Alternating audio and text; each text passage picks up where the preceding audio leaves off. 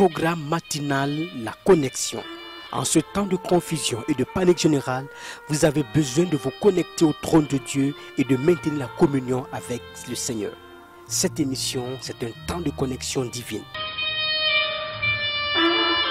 Gloire à Dieu, nous voulons célébrer le Seigneur pour sa grande fidélité et nous voulons baisser la tête pour la prière. Éternel, merci pour ces moments encore dans ta présence. Nous voulons te célébrer parce que tu es un Dieu fidèle qui fait des choses extraordinaires pour son peuple. Et en venant à toi, à pareil moment, nous attendons, Seigneur. Je prie que ta parole soit claire dans nos cœurs et que ton esprit nous amène à aller dans le sens que tu veux au nom de Jésus. Papa, merci pour la réponse. Au nom de Jésus, nous avons prié. Amen. Soyez la bienvenue à cette étude.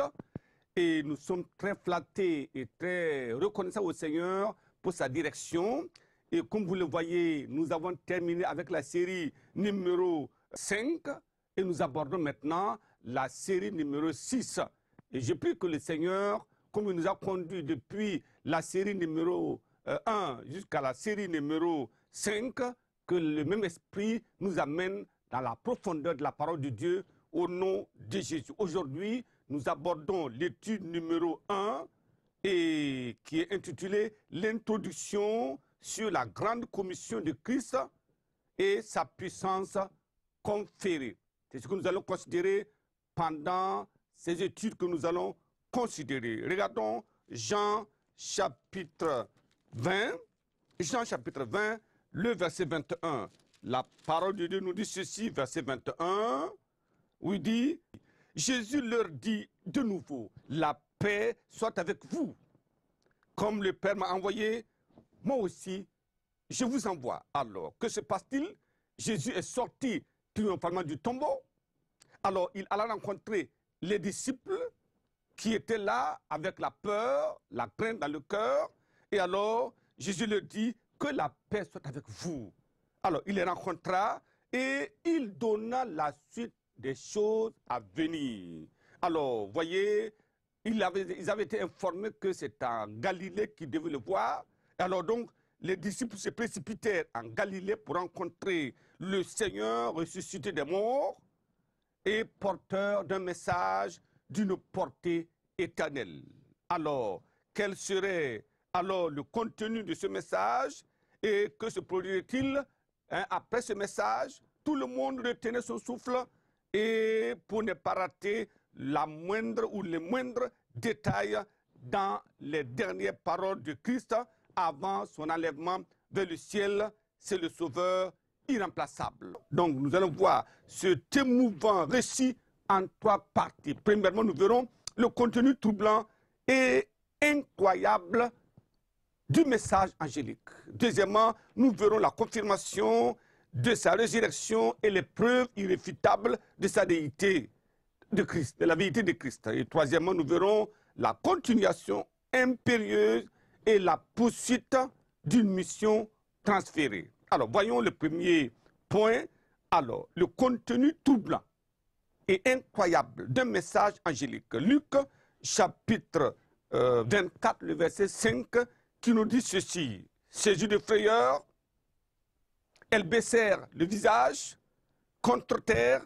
Il leur dit, pourquoi cherchez-vous parmi les morts celui qui est vivant?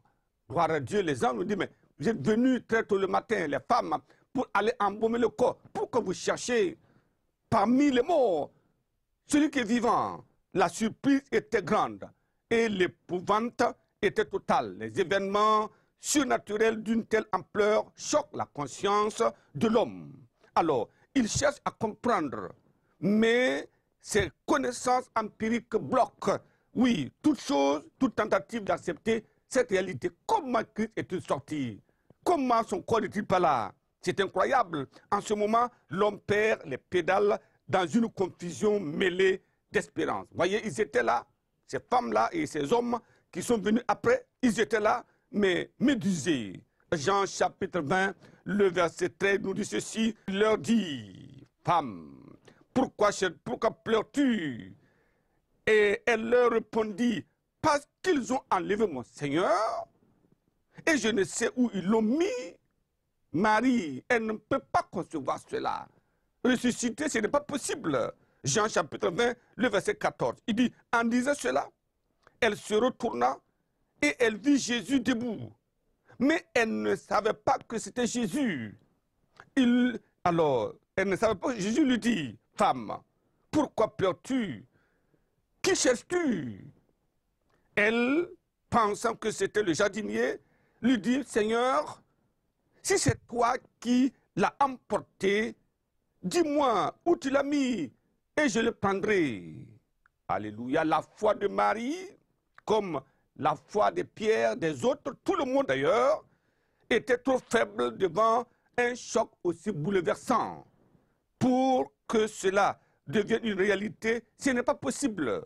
Pour elle et pour tous, c'était l'œuvre d'un voleur qui avait dérobé le corps du Seigneur. Cela nous amène à notre deuxième point, à la confirmation de sa résurrection et les preuves irréfutables de la déité de Christ. Alors, voyons Matthieu chapitre 28, le verset 6, il dit là-bas, il n'est point ici.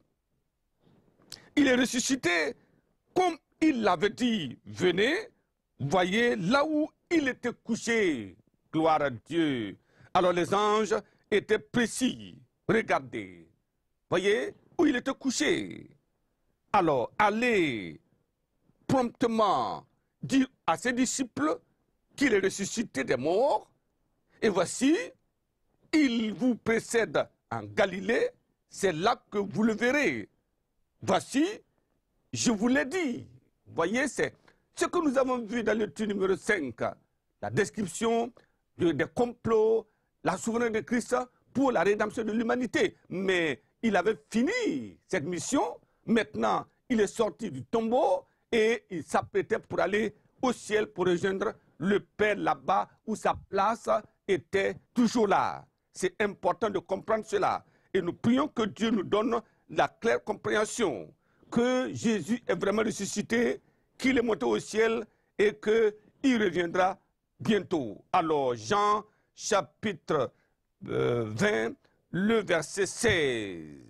Jésus, voyez, Marie croyait que c'était le jardinier. Maintenant, Jésus lui dit, Marie, et se retournant, et lui dit en hébreu, Rabouni, c'est-à-dire maître. Maintenant, toute sa conscience qui était scellée était déliée. Elle entend maintenant la voix de Jésus. Elle s'aperçoit que Jésus était là. Et dit, Rabouni, formidable. Vous voyez, il faut un déclic à des moments pour que les gens comprennent le miracle de Dieu. Jean chapitre 20, le verset 19. Il dit là-bas, le soir de ce jour-là, qui était le premier de la semaine, alors les portes du lieu se trouvaient, les disciples étant fermés à cause de la crainte qu'ils avaient des Juifs. Jésus vint et se présenta au milieu d'eux et leur dit, la paix soit avec vous. Alléluia. Et quand il eut dit cela, il leur montra les mains et son côté. Les disciples furent dans une joie en voyant le Seigneur. Maintenant, alors ils savaient que Jésus était vraiment ressuscité. Alors, c'était clair.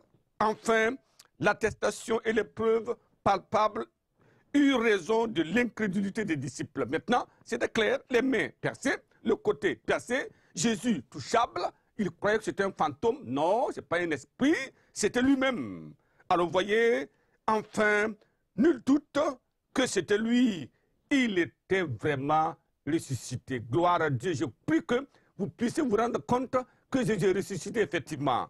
Alors, premièrement, Jésus entra sans passer par la porte. Les portes étaient fermées, les fenêtres fermées, et il est rentré. Seul Dieu est capable de le faire. Il entra et il leur montra son corps. Deuxièmement, il vit les marques de clous et dans ses mains et dans ses pieds. Incontestablement, Jésus était avec eux. Actes des Apôtres, chapitre 1, le verset 3. À pilule sur fer.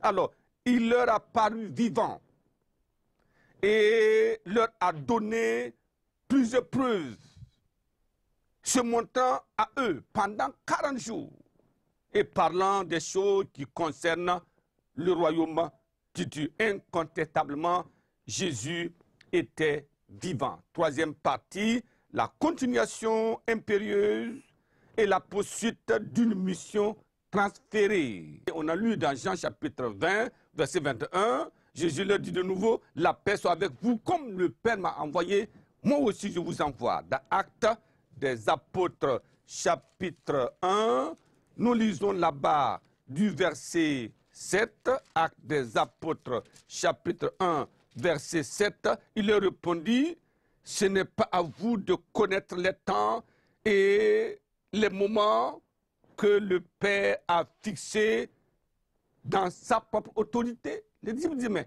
est-ce maintenant que tu vas restaurer Israël? Voyez, et Jésus leur dit, non, ce n'est pas à vous de vous poser cette question. Non, ce n'est pas ainsi.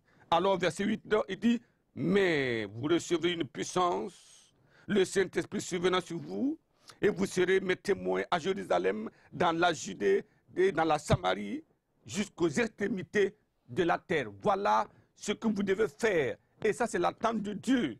En ce moment-là, la parole devait être prêchée.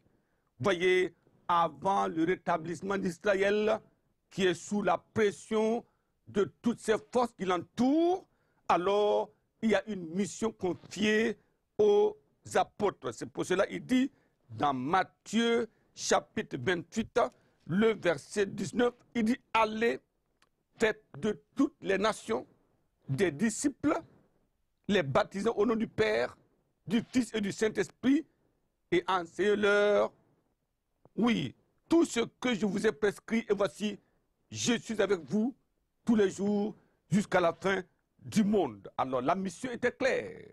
Quand vous allez dans Matthieu chapitre 24, le verset 14, il dit « Cette bonne nouvelle du royaume sera prêchée dans le monde entier, pas dans une partie du monde, le monde entier, pour servir de témoignage. Et à toutes les nations, alors viendra la fin. Vous voyez, ça c'est clair.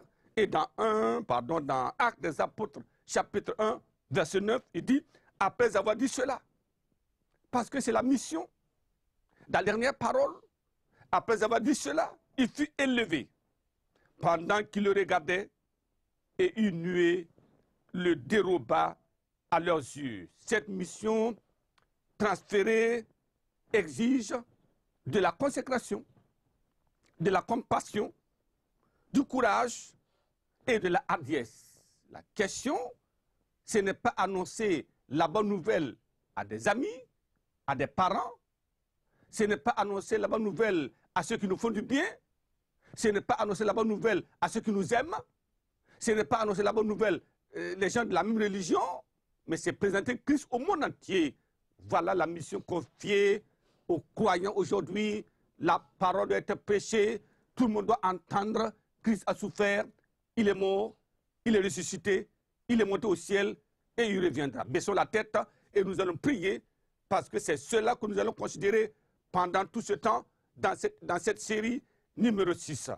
Père éternel, merci pour l'annonce de la mission conférée aux croyants, à l'Église. Merci pour la densité, la complexité. Merci pour la complétude. Et merci parce que tu nous donneras la force et la grâce d'aller, obéir, pratiquer, afin que ta parole se répande partout dans le monde. Père, merci parce que nous savons que tu le fais, que toute la gloire te revienne au siècle des siècles. Au nom de Jésus, nous avons prié. Amen. Que Dieu vous bénisse abondamment et à la prochaine.